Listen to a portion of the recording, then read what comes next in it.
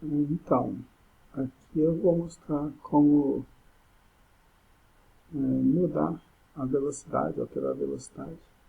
Você vai aqui do seu lado direito, clicou no vídeo primeiro, né? Na faixa do vídeo. Lado direito, aqui tem velocidade, altera a velocidade. Eu geralmente, para gravar a tradução para Libras, eu mudo para 80 ou 85, dependendo da velocidade da fala do professor do palestrante. Também pode aumentar o áudio, o volume do áudio, muitas vezes fica baixo. Então tem todas as características para você alterar aqui. E posso alterar de todas as faixas que eu adicionar. Por exemplo, eu vou aqui adicionar mais um vídeo, adicionar o de vidas aqui, um exemplo só. Adicionei ele, aceitei, ok. Aqui eu faço a alteração do áudio também desse aqui.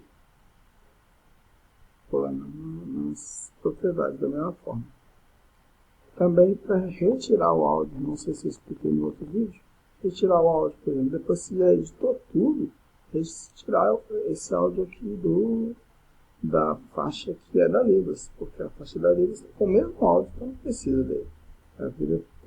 Dividir para vídeo e áudio aqui à direita, dividiu, eu excluo a faixa de áudio.